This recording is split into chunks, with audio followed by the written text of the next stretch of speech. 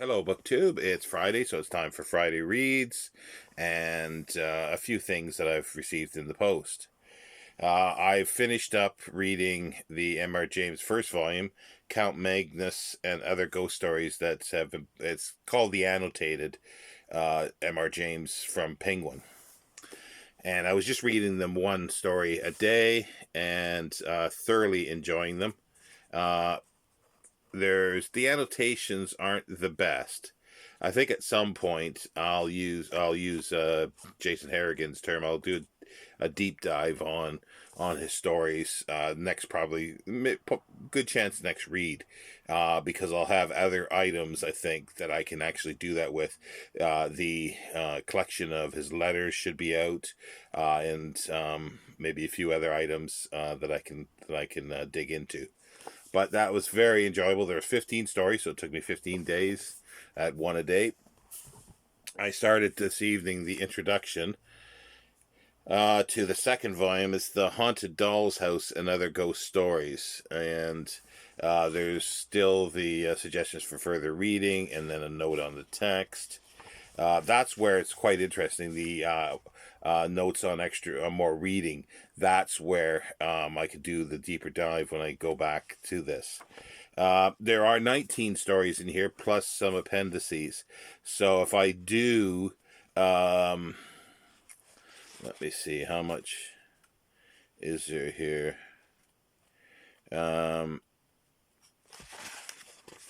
Appendices. But anyway, if I do one a day, it's obviously going to take me past 31st. For some reason, I thought there were 15 in each, so I thought that was easy to do, even with the appendices. But I am working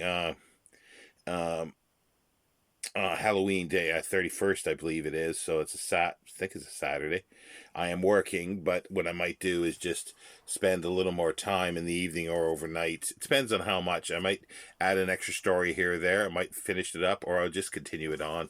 We'll see how it goes. I'm not too fussed, but really like the cover of this one. The other one was good too, but this one has a nice cover. I haven't actually, to be honest, I haven't read that much this week. I don't know why. I've read sort of some magazines, the TLS, and a few other things, little snippets here and there from some magazines, and I'm continuing to read the Tales of Troubled Dead, and I'm way behind in it. This I should have had finished in the first week, and now we're at the second week. So I really got to push with this. I'm hoping I get, well, it's not a push, but hopefully I can get it done over the weekend. It's extremely, extremely good. She goes for themes. She writes, like, you just sort of gliding along, and then you realize she has said so much, the author has said so much stuff that you just sort of go, well, wait a minute, that's interesting. And you want to, she refers to other books, and you really want to start, digging into those. So this is definitely a keeper, and to be reread again and pull out other references that she's talking about. Get the shadow on me. How am I? Yeah. Okay. Anyway. So yeah, and I was reading that history of South Africa. I didn't have the book here, but I got the jacket. This one here. I've stalled on this for some reason because I'm having troubles with the author, or I'm having whichever, the author or it's me. But I will get through it. I'll probably won't. I may not touch it this week, but I'll see if I can get through it next week and then move on. In the post, I got something that was really, really nice. I was sort of hoping, but I was holding off. It's Steve Donohue's fault, so it's solely on his shoulders. Uh, he reminded me of Mary Kingsley, and I really, really enjoyed her travels in West Africa. I read many years ago, and her studies, West African studies, the two books she put out. I had second editions of them, really, really rough copies, but they were really good. I really enjoyed them. I read them several times. I've bought the Penguin edition of the travels in West Africa. I received that. And there's something that I'm not gonna. I'd like to jump into them right away, but I won't. However, it's like they don't do the West African studies book. So I started looking around to see if there was another paperback or something, but I found the third edition of this in hardcover. It's a bit tattered at the top. There, I have that little piece. I put it inside. It needs a dust jacket protector. It's a bit discolored on the spine. It's not as white as the front, but that's fine. It's got a previous owner's name in it.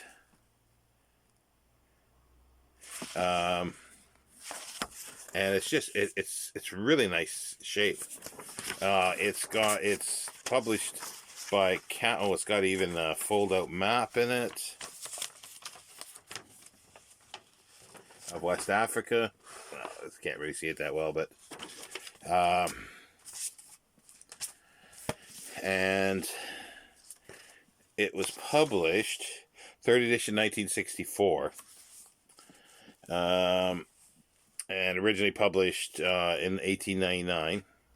It's by Frank Case and Company Limited, 1964, a third edition. And there's Mary herself on the frontispiece, and a facsimile of her signature. It's a new introduction by John E. Flint, third edition. And it's great. It's got the preface to the reader of the first edition, the second edition, and the introduction for the new introduction is quite hefty. It's what is it? It's like almost 60 pages long. So I really like that. And there's a list of other books on the back. And what's right up at the top? Travels in West Africa by Mary Kingsley. A companion volume to this. I got this really, really cheap. So I paid a little more for the travels. It hasn't come yet, so it should come. It might come over the weekend, tomorrow or next week, definitely. So I'm really, really stoked of getting these. And there's so much more that are interesting. I did not know there was another hardcover edition like this done. So this is just amazing. I'm so stoked to get these. I'm really, really pleased. So, and hopefully the other one's going to be in equal condition because it is the same publisher, same year, I think. So I'm very, very pleased with that.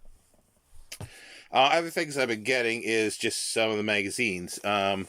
Tuesday, I didn't mention it, but the TLS is coming late. The Times Literary Supplement. I didn't get it this week either. It's come to some people on Saturday, I'm told. I didn't get mine until Monday. And I haven't actually looked at this yet so much. So I am behind. So I gotta do this over the weekend and go through. Other ones that I got yesterday and today, I started getting The Spectator and The Spectator and New Statesman. They're weekly. And they had a special of £12 for 12 issues for 12 weeks, for 3 months. And these are the new ones. This came today. The New Statesman came yesterday. And yesterday I was looking at this, reading a few things, and today this came, and as soon as I got it, I opened it up, and there's quite a few things worth... there's lots of stuff worth reading in here. The book reviews are quite good. I am beginning to like it more and more, and but the only problem is it's going to be about £45, I think, per quarter, and that's a bit pricey. But it's weekly, and I'm torn with this, but I'll have to see. I don't know if I can keep up reading it. I think this. The New Statesman, and it's good sort of current affairs. Like you get it from different angles. So you got a conservative, you got a sort of center leftist, and then you can get another one that's good. I used to get a lot of time was I can't think of it now. It was sort of a satirical paper. My mind is gone. anyway, it's very good. Like if I had the money, I'd get all three, and they'd be great. They're weekly as well. So yeah, so I've been enjoying those, and along with those came something that I saw. I got a couple issues of this last year. It's called Book Launch. It's UK's publishing biggest showcase of new titles. Our choice of extracts from the latest books and manuscripts. Uh, and I'm almost tempted to subscribe to it, but this is what came, and it came yesterday, and there was one each in the New Statesman and one in the Spectator, so I have two of those. Two of them actually, and I didn't realize, because I had heard of this, but it's like I'm used to Black History Month to being February, but in the UK here, I guess it's October. So I wasn't aware of that, but there's some really, really interesting stuff. Nice cover with like it looks like a little library somewhere, possibly in Africa. I didn't look to see if there's the photo. Yeah, there's nothing saying on the front. I don't know where it actually is set. I don't think it says here.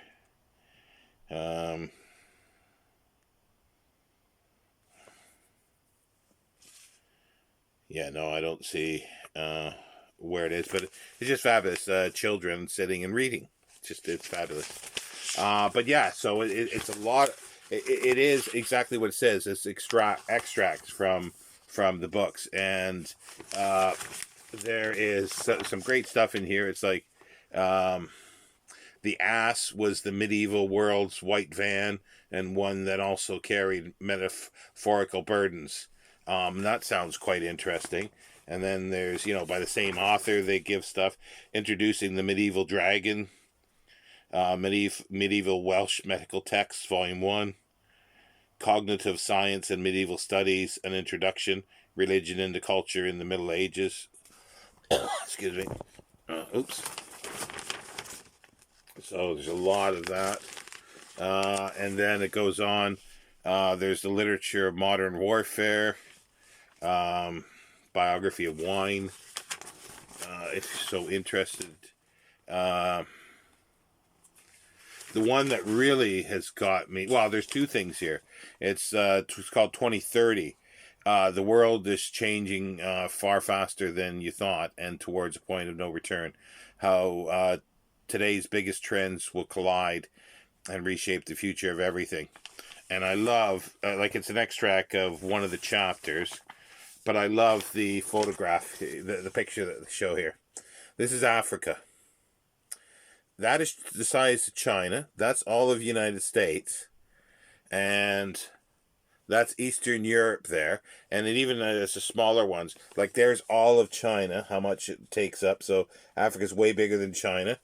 That's Japan, so it's just a little squiggle. India doesn't take up much space at all.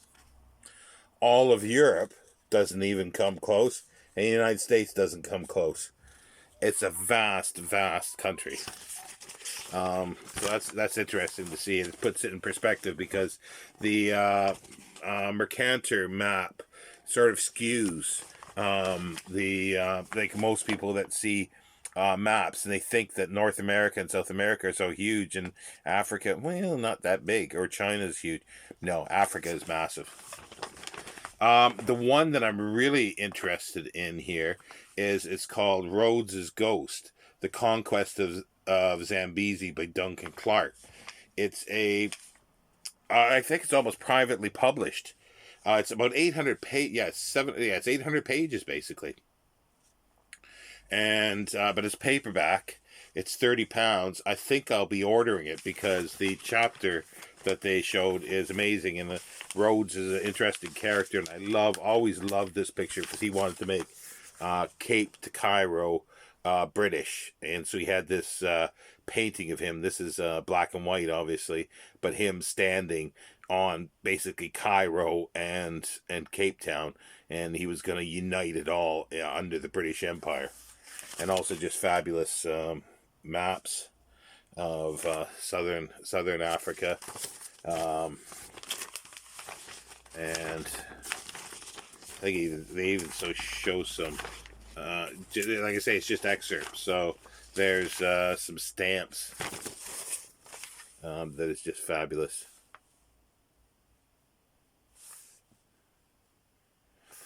So yeah, so that's more or less what I've been doing. I also got today the oldie, which is a bi-monthly one, which I kind of like. It's got Victoria Wood on the cover.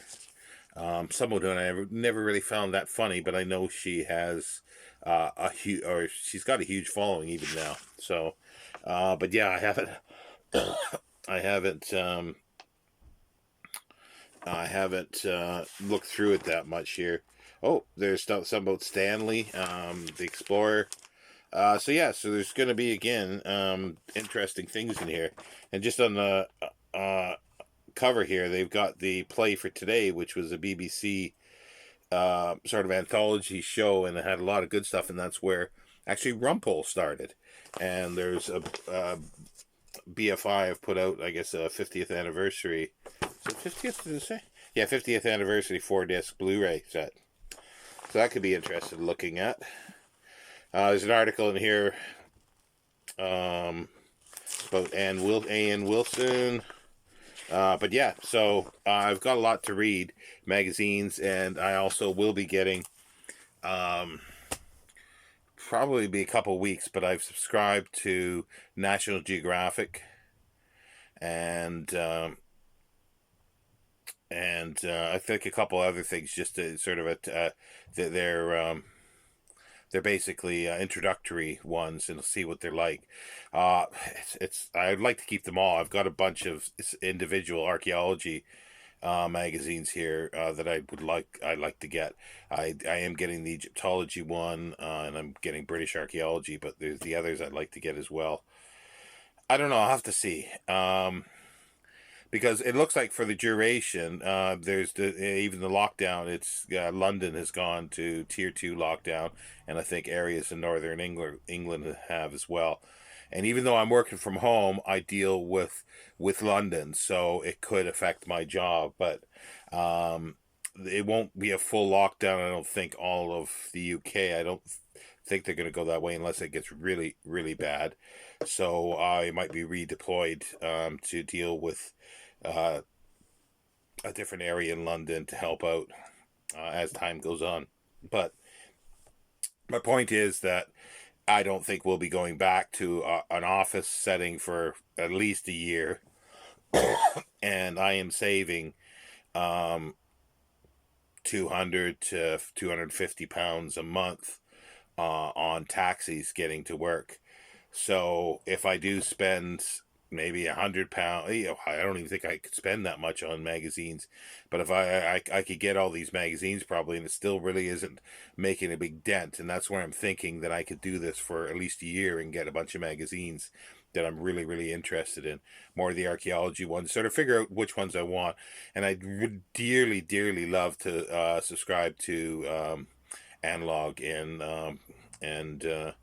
Isaac Asimov's science fiction, but I think that's just too much to get here in the UK. But I think I'll be adding the New York Book Review. It's bi-weekly, I believe, and it's $115. I can order it per year, and it's bi-weekly, and it's actually cheaper than the London Review of Books. And I've never been that happy with London Review of Books for some reason. It's good. It's very good. But if I had a choice, I haven't actually received the London Review of Book, the New York Review of Books, so I'm not 100% sure the quality of that, but I understand it's really, really good. The Times Literary Supplement, yeah, I'll always get that. There's no question. But anyway, so yeah, so there's a few magazines, a few other things that I'll show as time goes on. I'd love to get a science one. Well, there's one called brain's gone. It's a weekly one too, but it's very expensive. A New Scientist. It would be nice to have something like that, just to be up on science as well. But yeah, so this what I'm reading. I'll finish over the weekend. Tales of the Troubled Dead. I'm fingers crossed because I am off this weekend, and I'll be starting one of the other ones. And I've got to finish the Africa book. Continue reading my M.R. James stories. And read every so often articles out of my magazines here. They put a lot of faff with it, a lot of stuff, but this is something that's interesting. Quiller Publishing, signed copies. Uh, it's nothing that sort of jumps out for me. It's sort of interesting. Uh, well, there's actually possibly some interesting stuff in here. But there's a lot of stuff on fishing. It's heavy on fishing and hunting for some reason. British gun makers of the 21st century. Signed copies. The Air Gunner's Companion. Cleaning and maintaining modern and antique firearms. For the UK, which, well, I guess it's more a rural community because guns aren't as prolific as they are in the US, definitely.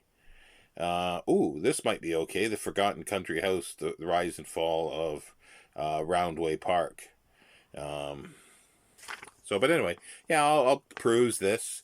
And it's interesting. It's just the stuff that they throw in. Well, I think it's Christmas, so there's a lot of charity things that I'm going to look at to see if there's anything that I'm interested in, or I figure donating to. But yeah, so that's it for the weekly reads booktube. I think that's it. Sunday I've got the final chapter of Harris's adventures in book collecting. I'm not sure if I can do it in one video because it is I think it's the longest chapter. And the only reason for that is because my tablet might turn itself off after I think about 56 or 58 minutes. And I think it's going to take longer than that. It's going to take about an hour and 10 to read it. It's a long chapter. But we'll see how that goes. I should be getting actually my another tablet that I've ordered, possibly tomorrow, but I haven't got a notification saying that it was going to be shipped yet. But yeah, and just continue reading, and I hope everybody's doing well, and thank you for all the new subscribers. I'm nudging my way to 500. Last time I looked, I'm about 8 away. I'll wait till I get to the 500 or a little over before I announce anything regarding that, because it's weird because I have gone up 10 and then all of a sudden dropped 15 and then went up 6 and then went up 2 and then dropped 3. It just sort of yo-yos. So somebody doesn't like what I have to say, or they just figure they would follow and then realize I don't have the content they're interested in. Whatever, but it does fluctuate quite a bit. So I will hold off until I'm well over, at least 5 or 6 over 500 to announce. So that way, if I start dropping once I announce anything, then I will still hopefully hover around 500. But anyway, I'm babbling on here now. Have a good weekend, BookTube. I hope everybody's doing well. And if you're in the UK and or Ireland, by the looks of it, they're going into another semi-lockdown as well. So I hope everybody's doing well and take care. Bye for now, BookTube.